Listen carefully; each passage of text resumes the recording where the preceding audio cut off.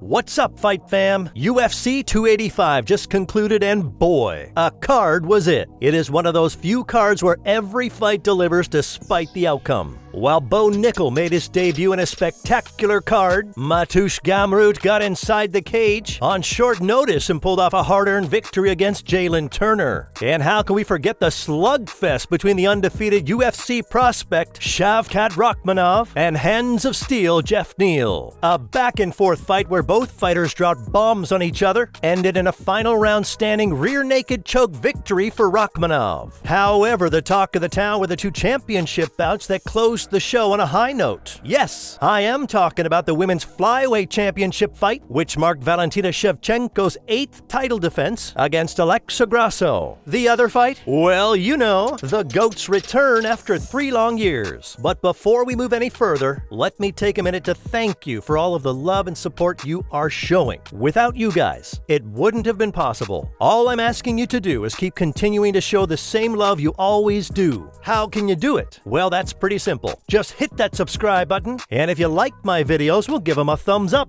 Now, coming back to the banger that UFC 285 was, let's look at what went down in the co-main event. Bullet was the favorite against her nemesis, who was the number 6 flyweight. However, in the first round, the challenger got the better of Bullet. But Shevchenko came back strongly and showed fans her ground game is as lethal as her distinct striking. Not to mention, Valentina Shevchenko commanded so much respect among the fans that at one point the whole arena erupted in Valentina chants. However, Grasso deserves the respect that she made the champ wrestle with her. However, respect doesn't earn points inside the octagon. Consequently, the following 2 rounds slipped out of the Mexican's hands. At the beginning of the 4th round, Alexa Grasso was down 29-28. Regardless, there were still 10 minutes to the fight, and the challenger needed only a little less than 5 to shock the world. While both women were giving the fans a heated slugfest inside the octagon, the flyweight queen decided to throw a miscalculated spinning back kick. That marked the beginning of the end. Instead of landing on its intended target, the kick brushed past Grasso. This exposed the champion's back to the challenger, who wasted no time in hopping over her back and locking her legs around her torso. With this, both fighters went down, with Grasso having Shevchenko in a debilitating face crank. After that, it was just a matter of seconds before Bullet lost the fight and her belt. The beginning, the end of a dominant era of the Kyrgyzstani mixed martial artist, and the dawn of a new reign of a new flyweight champion. Spinning stuff does look very cool, but when not executed perfectly, the repercussions are equally costly. What could be a better example than this fight? A high-caliber fighter like Shevchenko ended up exposing her back, and in a matter of seconds, the tides turned against her favor, and she ended up losing the belt. Since the Kyrgyzstani has been such a dominant champion in her division, she will most likely get an immediate rematch. In fact, both women involved in this memorable slugfest have agreed to it. After all, no one seems to be more deserving of a title shot than Valentina. The same has happened with the other long-reigning champions as well, who lost their belts, like Izzy, Kamaru Usman, and Amanda Nunes. This mistake added Shevchenko's name to the list of those champions who seemed invincible at the time, but one mistake cost them their championship glory. We have Israel Adesanya, who ended up losing in the final round against his longtime nemesis Alex Pereira. While talking about such fighters, who can forget about Kamaru Usman? After getting dominated for nearly the whole fight minus the first round, Edwards pulled off a perfect Rocky moment and knocked the consciousness and the belt off Usman.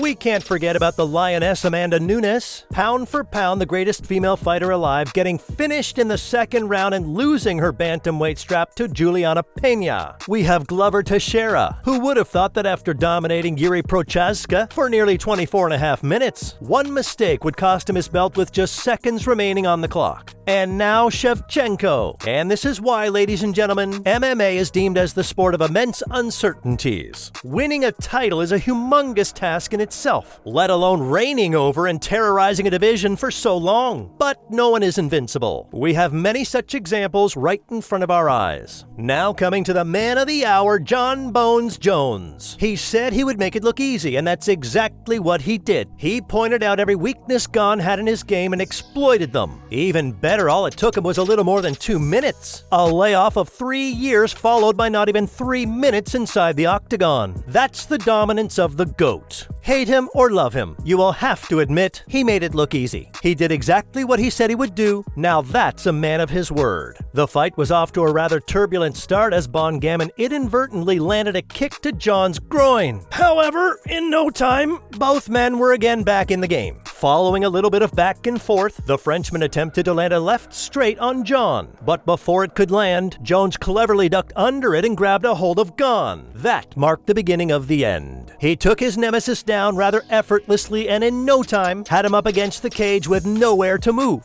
This was followed by a swift and successful guillotine attempt that ultimately forced Gon to tap out. Many critics suspected he would be slower after racking up the muscle mass. All it took the man was 2 minutes to slap away all of their doubts. With this performance, he has also proved that cage rust doesn't apply to you when you are the GOAT. This win added John's name to the rare list of double champions. Now, what else is left for him? After a long and highly decorated career as a light heavyweight, he also managed to capture the heavyweight gold with relative ease. However, for the UFC's youngest champion, the only way is up, because now he wants to be the greatest heavyweight of all time as well. You become the greatest by beating the greatest. And that's exactly what Jones is intending to do. Defeat the greatest heavyweight Stipe and wear the crown himself. The way he manhandled a guy like Gon, you shouldn't be very surprised if he manages to beat Miocic. Can you imagine? The greatest light heavyweight of all time and the greatest heavyweight of all time is the very same person.